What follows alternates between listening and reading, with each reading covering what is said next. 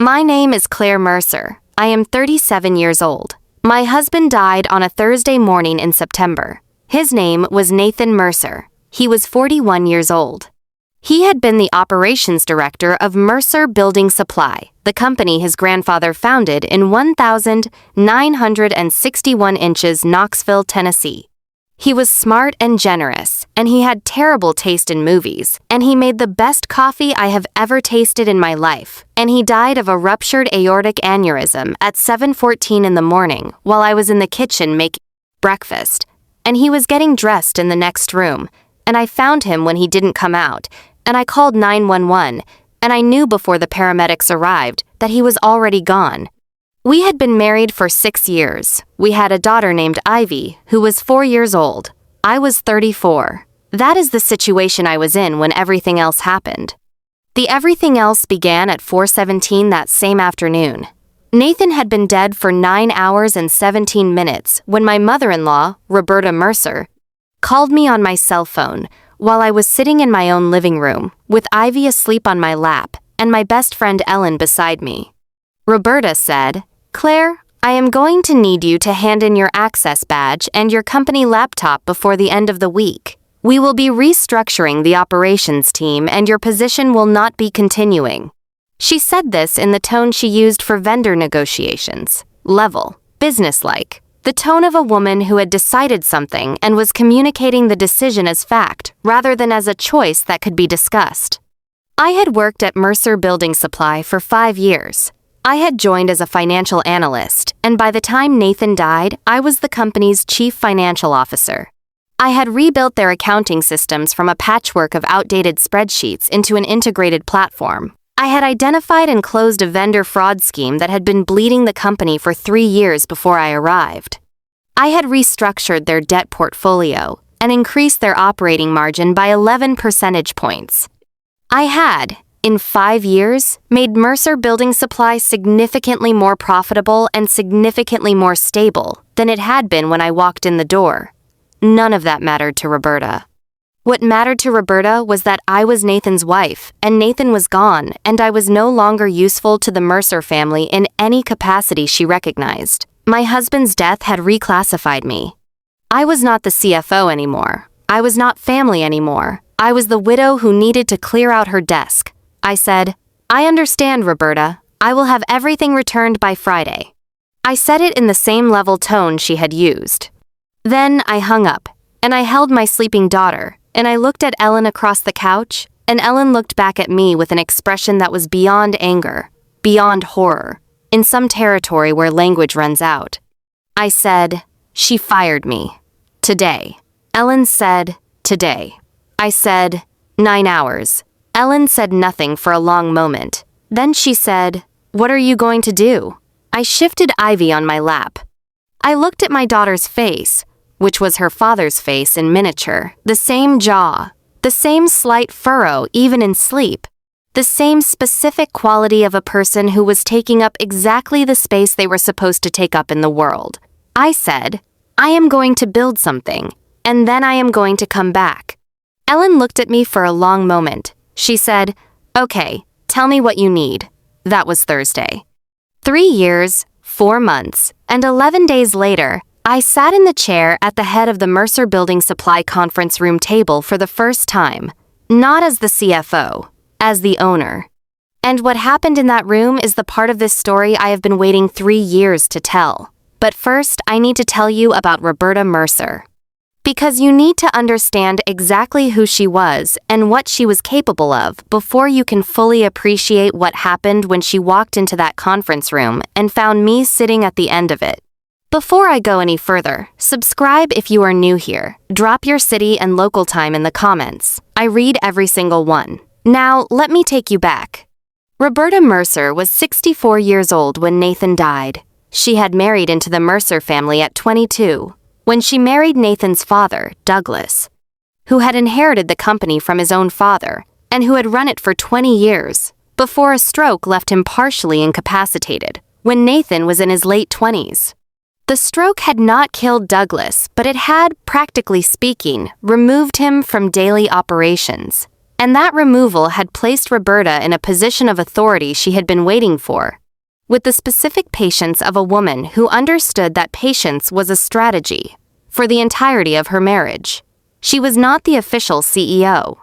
The title on paper belonged to Nathan's older brother Warren, who was 45, who had the title and the corner office, and the company credit card, and who referred every significant decision to his mother. Warren was, in the precise sense of the word, a figurehead. He looked good at client dinners. He had their father's handshake and their grandfather's name on the wall, and he genuinely believed that running a company meant attending the meetings his mother scheduled and signing the documents she placed in front of him. Roberta ran Mercer Building Supply. She had run it since Douglas's stroke. She ran it from a second office down the hall from Warren's, a smaller office that she had furnished herself and that contained, among other things, a whiteboard on which she kept a running list of what she called priorities, which was her word for the decisions she had already made and was in the process of implementing without consulting anyone. I had worked alongside this woman for 5 years. I had learned her rhythms and her methods, and the specific architecture of her authority, which operated through control of information. She shared what she chose, withheld what she chose, and positioned herself as the necessary filter through which all significant communication passed. She was not stupid. She was, in fact, genuinely intelligent in the way of people who have spent decades managing systems of human behavior. She understood leverage. She understood dependency. She understood that the most durable form of power was the kind that made itself invisible by making everyone around it believe they needed it. What she had never understood was me. I think this is because I was quiet in a way she mistook for compliance. I did my work. I produced results. I did not fight her in meetings or push back in ways that made noise. I learned, in my first year at the company, that the battles worth fighting were the ones with financial consequences, and I fought those firmly, with data, on paper, and I let the rest go. Roberta interpreted this as deference. She thought I was manageable. She thought I was the kind of woman who understood her place. She was wrong about that from the first day I walked in the door. She just didn't know it yet. I need to tell you what I actually did in those 5 years, because it is essential to everything that follows. When I joined Mercer Building Supply as a financial analyst, I was given access to the company's accounts because that was my job. What I found in those accounts, over my first 6 months, told me a story that I am not sure Roberta intended anyone to read. The company's financials were a map of her priorities in the most literal sense. Money moved in directions that served the family's personal interests, in ways that were not always clearly separated from the business's interests. Vendor contracts that favored suppliers with personal connections to the Mercer family. Consulting fees paid to entities that I could not find independent records for. A line item in the general and administrative expenses that had been labeled, with remarkable lack of imagination, miscellaneous, that had grown by 14% year over year for 4 consecutive years. I documented all of it, quietly, over months, in a personal file that lived on an encrypted drive I kept at home, not because I planned to use it. Because I am a financial analyst and financial analysts do not walk past irregular patterns without noting them. It is physically impossible for me to see something that does not add up and not write it down. The vendor fraud I found and closed in my second year was real and separate from what I had noted earlier. A purchasing manager who had been approving invoices from a shell company he owned. I reported that through proper channels and it was addressed, and I received a bonus for finding it. Roberta thanked me in a meeting in front of Warren and said, "Claire is exactly what this company needed."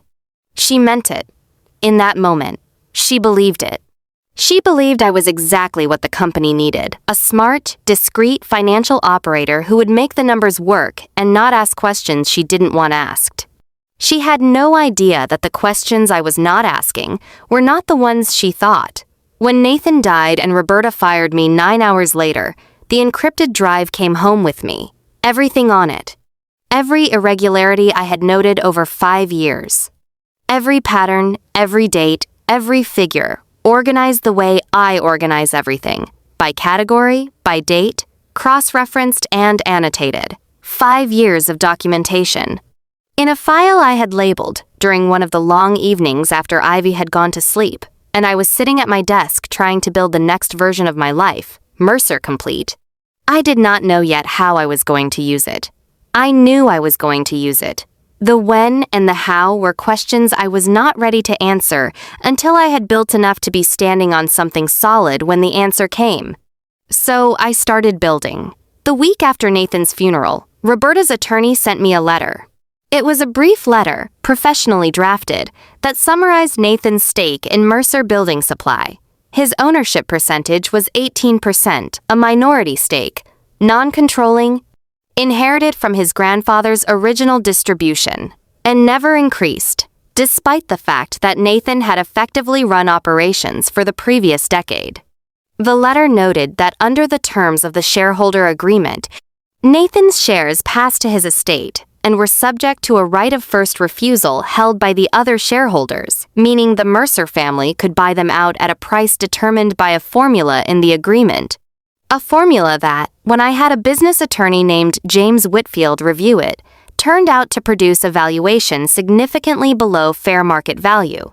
James said, "They can buy you out at below market, or you can keep the shares as a minority holder with no voting rights on major decisions." I said, "What would you recommend?" He said, "Honestly, take the buyout. Minority stakes in family companies with hostile controlling shareholders are worth less than the paper they're printed on in practical terms." I said, "What if I don't take either option right now?" He looked at me. He said, "You want to hold the shares?" I said, "For now." He thought about it. He said, "You have 12 months under the agreement before the right of first refusal lapses if they don't exercise it. After that, you can sell to a third party." I said, "Okay. Let the 12 months pass." He said, "Claire, what are you thinking?" I said, "I am thinking that 18% of a company I know better than anyone alive is not nothing. I am thinking about what 18% might be worth to the right buyer in the right circumstances. And I am thinking that circumstances change." James looked at me for a long moment. Then he said, "Okay. We hold." I went home. I paid the household bills from Nathan's life insurance, which was substantial because Nathan had been precise about these things and had taken out a policy large enough to matter when I needed it to matter. I put Ivy in the good preschool. I sat down at my desk in the evenings and I began, methodically and without hurry, to do what I had trained my entire professional life to do. I began to watch Mercer Building Supply from the outside. When you have been the CFO of a company for 3 years, you have relationships. Vendor relationships, banking relationships, professional relationships with people in the industry who know the company's reputation and track record. Most of those relationships do not disappear when you leave. They become quieter, they become less formal, but they persist. And people who liked you when you worked there still talk to you, not about confidential matters, but about the observable things, the things anyone in the industry could see if they were paying attention. I was paying attention. In the 6 months after I left, I heard 3 things through the network of relationships I had built. First, Warren had promoted a man named Derek Holt to the CFO position. Derek Holt had been in commercial real estate before joining Mercer Building Supply, which meant he had no specific background in supply chain finance and no familiarity with the company's vendor relationships. He was, by multiple accounts, from people who had worked with him, confident in the specific way of people who do not know enough to understand what they do not know. Second, Roberta had expanded the miscellaneous line item in the general and administrative budget by 32% in the first quarter after I left. I know this because the company's annual report was public. Mercer Building Supply was not publicly traded, but it had regional bonding requirements that made certain financial summaries available, and I read every word of every one. Third, 2 of the company's largest commercial accounts, clients I had personally cultivated and maintained, had been reassigned to Warren. Warren had managed them for 4 months before both accounts had reduced their contract volumes by 30%. One of them, a regional contractor named Benson Construction that I had brought to Mercer Building Supply in my second year and that represented almost 8% of annual revenue, had not renewed their contract at all.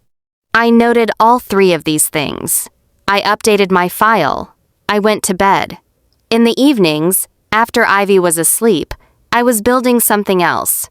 My own consulting practice, registered as Mercer Financial Advisory, which I had named deliberately for reasons that would only become clear later. I had 2 clients in the first month, 4 in the third.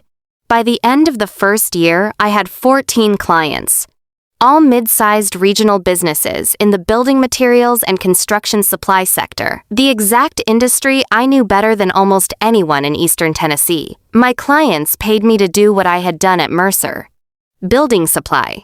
Find the inefficiencies, close the gaps, rebuild the systems. I was good at it. I was very good at it.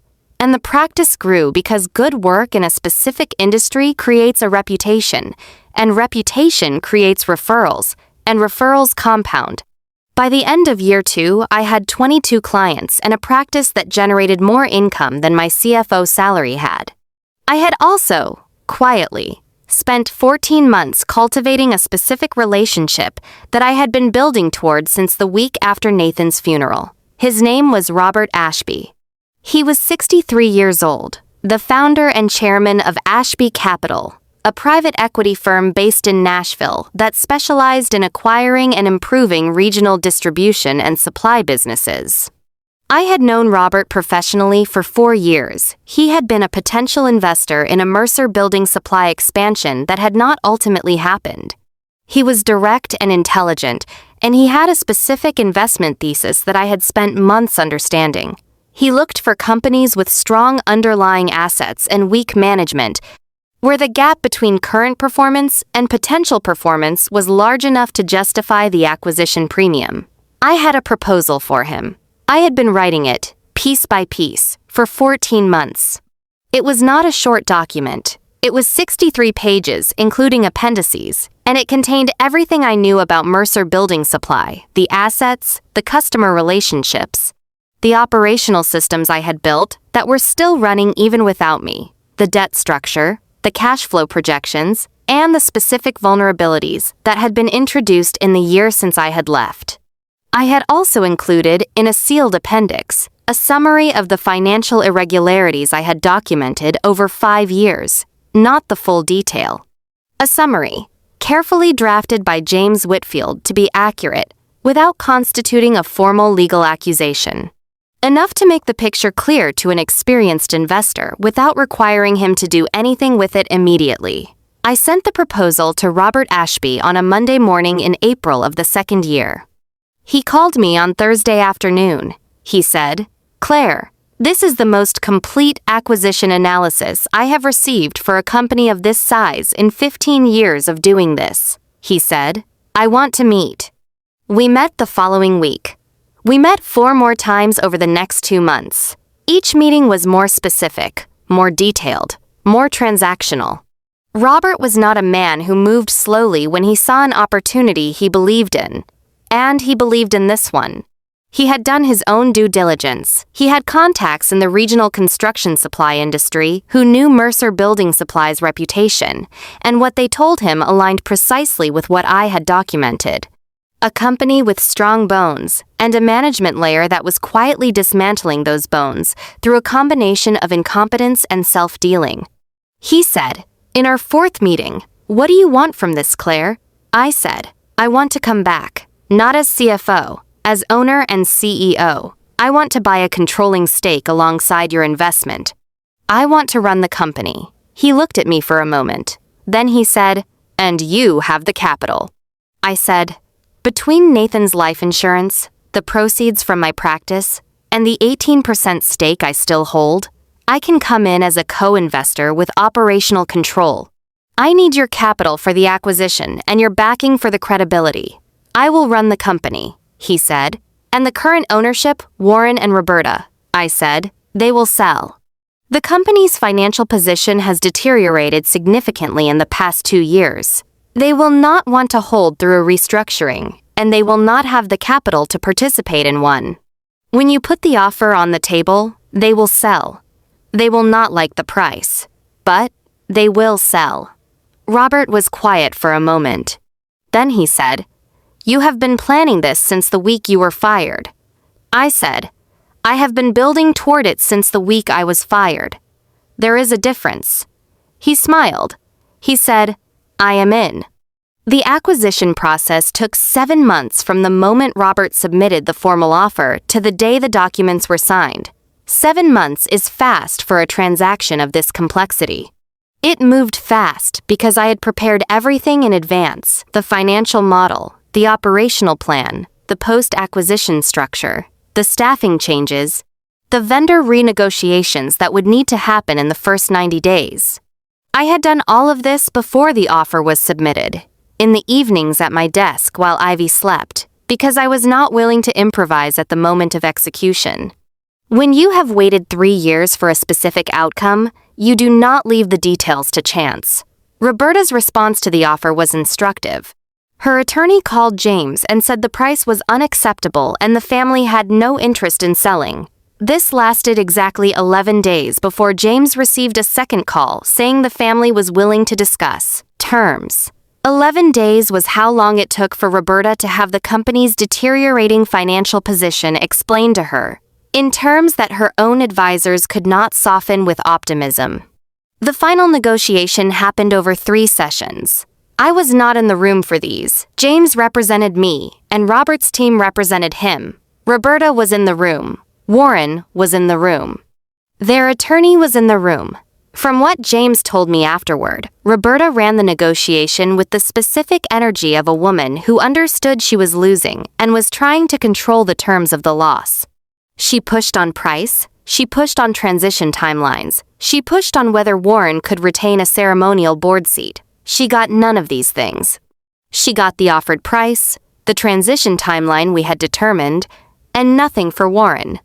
On the morning the documents were scheduled to be signed, James called me and said, "They want a face-to-face with you before they sign." Roberta specifically requested it. I said, "Where?" He said, "The Mercer Building Supply Conference Room." I said, "Fine, set it for 9 o'clock. I arrived at the Mercer Building Supply offices at 8:45. The receptionist at the front desk, a woman named Gail who had been there for 12 years and who had always been kind to me, looked up when I came in the door, and her face did something complicated, and then she stood up and she said, "Mrs. Mercer, welcome back." I said, "Thank you, Gail. It's good to be back." James was already in the conference room, setting documents in order. The room was the same long table, the same chairs, the same view of the parking lot through the window that I had looked at approximately 400 times during my 5 years with the company. The same whiteboard on the side wall, though whatever had been written on it last had been erased. The same clock above the door, ticking. I sat at the head of the table. I had not sat there before. That chair had belonged to whoever was running the meeting, and the meetings I had been run by Nathan or Warren or Roberta. I pulled it out and I sat down, and I placed my folder on the table, and I waited. They arrived at 9:03. Roberta came in first. She was 67 now, 3 years older than the last time I had seen her, and she looked it not in a declining way but in the way of someone who had been carrying something heavy and had not put it down. Warren was behind her, and behind Warren was their attorney, and Derek Holt, the CFO she had installed after me, who looked at me with an expression I did not take time to analyze. Roberta stopped when she saw me at the head of the table. It was a brief pause, less than 2 seconds. She recovered immediately. She was too practiced to let it show longer than that, but I saw it. The micro moment of recalibration, the fraction of a second in which the full architecture of what I had done was visible to her for the first time, and her face had to process it before she could put the composure back. She sat. Warren sat. Their attorney sat. Derek Holt stood near the wall. Roberta said, "I wanted to speak with you before we sign, out of courtesy. Because regardless of how this has gone, we are still family." I said, "We can have that conversation, Roberta, but I want to address something first, and I need you to let me finish before you respond." She looked at me. She nodded once, the controlled nod of a woman who was still trying to run the room from a chair that was no longer hers to run it from. I said, 3 years and 4 months ago, your son died at 7:14 in the morning. 9 hours and 17 minutes later, you called me on my cell phone while I was sitting in my living room with my 4-year-old daughter asleep on my lap, and you told me my position was being eliminated. Nathan had been dead for less than 10 hours. Our daughter did not yet fully understand what had happened, and you called me about my access badge. The room was quiet. I said, I want you to hear me say that out loud in this room. Not because I need you to apologize. I have not been waiting for your apology, and I am not asking for it now. But because this conversation cannot proceed with that fact unacknowledged, it happened. It was what it was. And it is the beginning of the chain of events that ends in this room today. Warren was looking at the table. Derek Holt had found something on the wall to look at. Their attorney was writing something on a notepad with the focused attention of a person who needs something to do with his hands. Roberta said, I was trying to protect the company. I said, I know that is what you told yourself, but the company did not need to be protected from me. The company needed me. What you were protecting was the family's control of the company, and specifically, your control of the family's control of the company. That is a different thing, and I think you know the difference. She said nothing. I opened my folder. I said, I want to tell you what I did after you called. I went back to work. Not at Mercer Building Supply. I built my own practice. In 2 years, it generated more revenue than my CFO salary. I also spent those 2 years watching what happened to this company after I left. I have documentation on the Benson account loss, the expansion of the miscellaneous line item in general and administrative expenses, the vendor contract restructuring that cost the company $400,000 in renegotiation fees, and the first quarter operating margin decline of 7 percentage points under Derek Holt's financial management. Derek Holt said, from the wall, those numbers are. I said, I have the annual reports, Derek. You can verify any of them. He said nothing more. I said, there is also a sealed appendix in the acquisition disclosure that summarizes certain financial irregularities I documented during my 5 years as CFO. Those irregularities have been reviewed by James Whitfield and by Ashby Capital's legal team. They have been disclosed appropriately. I am not raising them now to make a legal accusation. I am raising them so that you understand, completely, that I know what I know, and that it has been in the proper hands for some time. Roberta's hands were flat on the table. The color in her face had changed not dramatically, not visibly to someone not watching carefully, but I was watching carefully, and I had known this woman for 8 years, and I could see what was happening beneath the composure. I said, I am not here to take revenge on this family. I want to be absolutely clear about that. I am here because Mercer Building Supply is a company that Nathan's grandfather built from nothing and that Nathan spent 10 years of his life running, and I am not willing to watch it continue declining under management that has consistently prioritized the family's interests over the company's health. I am here because I know this company better than anyone in this room, and because I can make it what it was supposed to be, and because Ivy's father built something here and I intend to honor that. Roberta said very quietly, This is Nathan's company. I said, It was. Now it is mine, and I intend to run it the way he would have wanted it run, not for the family's comfort, for the company's future. The room was quiet for a long moment. Then Roberta said, You planned all of this from the beginning. I said, I built toward it from the beginning. There is a difference. I did not plan Nathan's death. I did not plan your phone call 9 hours afterward. Those were things that happened to me. What I built afterward was a response to those things. A careful, patient, entirely legal response. Warren looked up for the first time. He looked at me with an expression I had not expected, not hostility, not shame exactly, something in between that was more honest than either. He said, Would it have been different? If she hadn't called you that day, I thought about this for a moment. Then I said, I don't know. I know that the call clarified something for me that I might have taken longer to understand. It clarified who I was dealing with and what I was worth to this family in the absence of Nathan. That clarification was useful. So in a way, Roberta, "You did me a favor." Roberta looked at me. She had been looking at me for this entire conversation with the specific expression of a woman who has just fully understood something she should have understood years earlier and is processing that understanding in real time. She said, "You were always going to be a problem for me." I said, "I was always going to be someone who did her job well and kept records. Whether that was a problem depended on what you were doing that you did not want recorded. There was nothing to say to that." She knew it. I knew it. Everyone in the room who was paying attention knew it. James placed the documents in front of them. Their attorney reviewed. Warren signed first quickly, without reading, which told me everything I needed to know about how the past 6 years of management had actually worked. Roberta signed last. She held the pen for a moment before she put it to the page, and I watched her in that moment, and what I saw in her face was not defeat. It was something more complex than defeat. It was recognition, the recognition of a woman who had spent 40 years controlling everything around her, finally sitting across from something she had not been able to control and having to admit, at 67, that this was what it felt like. She signed. She put the pen down. She pushed the document back toward James. She stood up. Warren stood. Their attorney gathered his papers.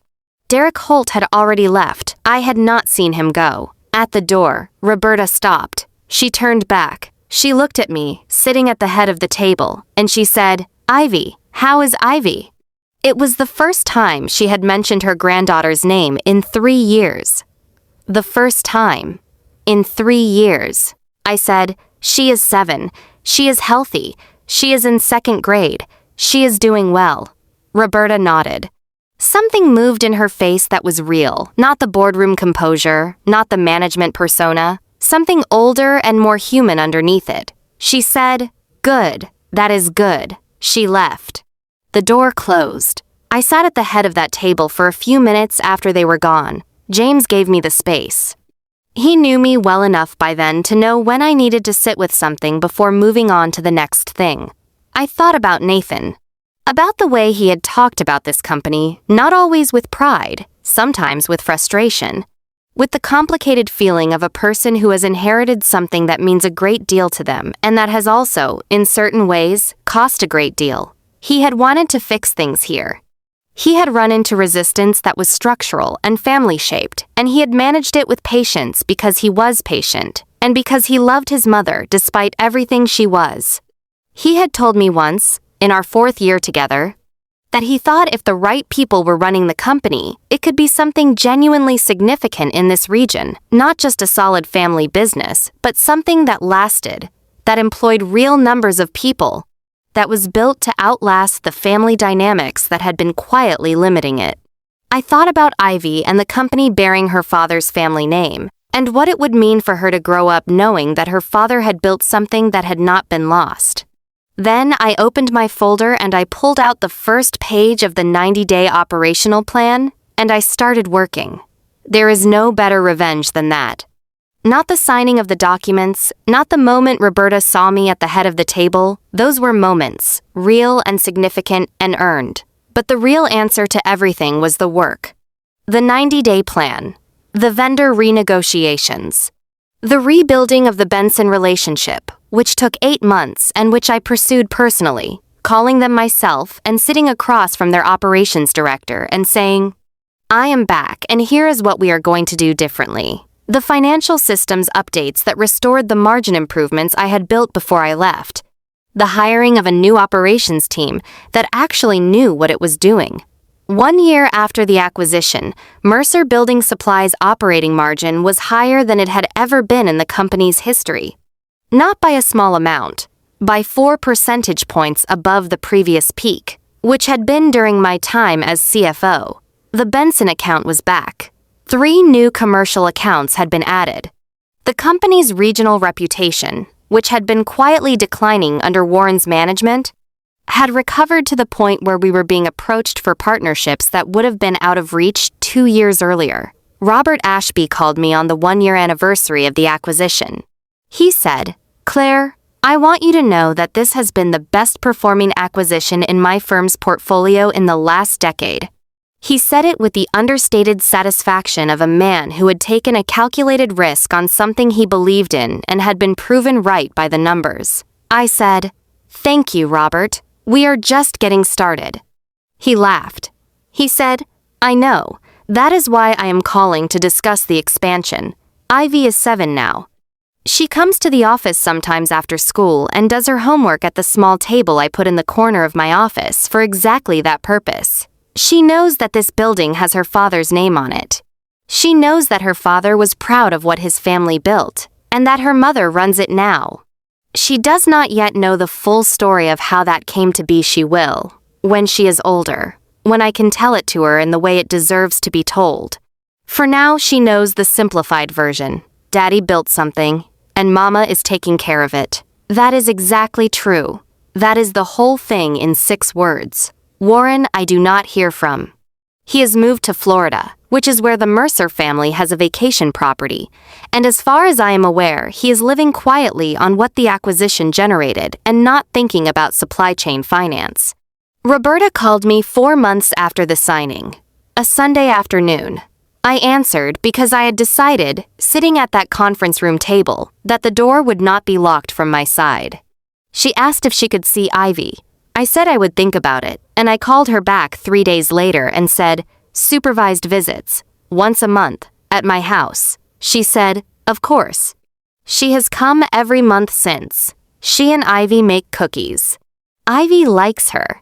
Children are better at this than we are. They do not carry the weight of what came before. They just meet the person who is in front of them. I watch them in the kitchen sometimes. Roberta and Ivy. And I feel something I cannot fully name. Not forgiveness exactly. Something more useful than forgiveness. A kind of comprehension. I understand how Roberta became who she became. I understand the fear that drove the phone call 9 hours after Nathan died, the fear of losing control of the only thing she had spent 40 years building. I understand it, and I do not excuse it, and I have moved past needing to do either. Understanding and excusing are different things. I have chosen understanding because it is the more efficient way to live. Excusing was never an option, but understanding lets you close the account and move forward without carrying it. The account is closed. I am moving forward. I want to say something to you directly before I finish. To whoever is watching this, who has been removed from something that was theirs, fired, excluded, pushed out by someone who assumed that removal was permanent, who has been told, in some form, that the door behind them was closed for good, who has been underestimated by people who confused quiet with powerlessness. 3 years is a long time to build towards something. Some weeks during those 3 years were very hard. There were evenings when Ivy was asleep and the house was quiet, and what I felt was not determination, but just exhaustion, the specific, boneless exhaustion of a single parent running a growing business and carrying a plan she could not tell most people about because the plan required patience, and patience requires silence, and silence can be very lonely. I did not share the plan broadly. I told Ellen, who is my best friend.